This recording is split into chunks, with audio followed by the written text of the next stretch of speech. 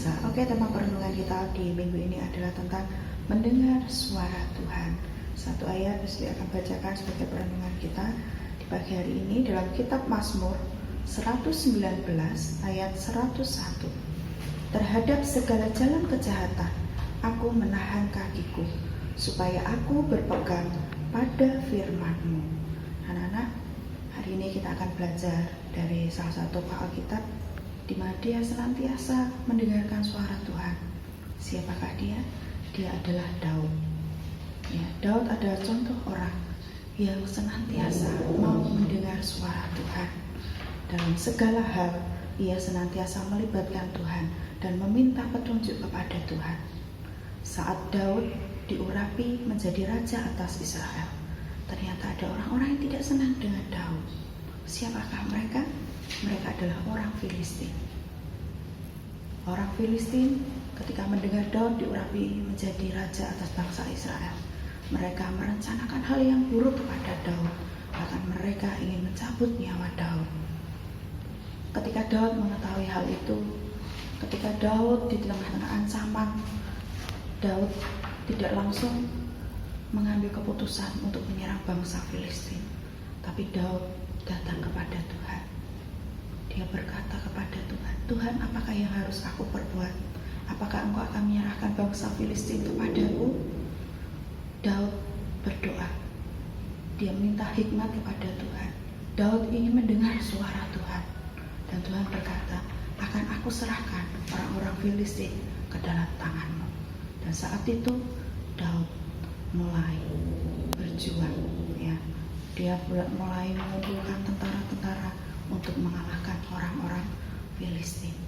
Ya, kita belajar dari kehidupan Daud. Dia senantiasa mau merendahkan diri di hadapan Tuhan.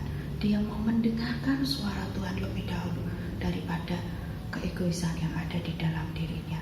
Bagaimana caranya supaya Daud dapat mendengarkan suara Tuhan?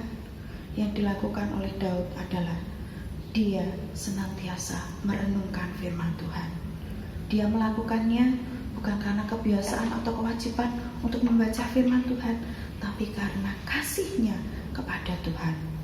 Maka dalam Mazmur 119 ayat 97 dikatakan, betapa aku cintai Taurat-Mu Tuhan, aku merenungkannya sepanjang hari. Jadi jika kita mengasihi Tuhan, kita pasti rindu akan selalu dekat kepada Tuhan dan mendengarkan suara Tuhan dalam hidup kita. Oleh sebab itu, mari anak-anak kita senantiasa belajar untuk mendengarkan suara Tuhan dengan cara membaca firman Tuhan, merenungkan dan melakukannya setiap hari dalam hidup kita. Selamat berjuang, Tuhan Yesus memberkati. Mari kita berdoa. Terima kasih Tuhan buat kebenaran firman-Mu yang memberkati hidup kami. Ajar kami Tuhan untuk kami senantiasa mendengar suara-Mu. Kami boleh senantiasa merenungkan firman-Mu dan kami boleh menjadi pelaku-pelaku akan kebenaran firman-Mu. Terima kasih Tuhan, Kau akan memberkati untuk anak-anak SD Wujud Kasih. Di mana saat ini pembelajaran masih dilakukan secara online. Tuhan tolong mampukan setiap anak-anak dan setiap mereka boleh belajar materi-materi yang baru yang mereka pelajari. Kami percaya Tuhan berikan hikmat kemampuan kepada anak-anak kami sehingga mereka boleh mengerti akan setiap materi yang dipelajari dengan baik. Kau memberkati kedua orang tua murid di mana mereka senantiasa mendampingi anak-anak mereka dalam belajar. Tuhan berikan hikmat kesabaran daripada Engkau. Akan setiap pekerjaan usaha rumah tangga mereka Tuhan akan memberkati. Terima kasih, kami berada mengucap syukur di hadapan Engkau. Haleluya. Amin. Oke anak-anak, God bless you.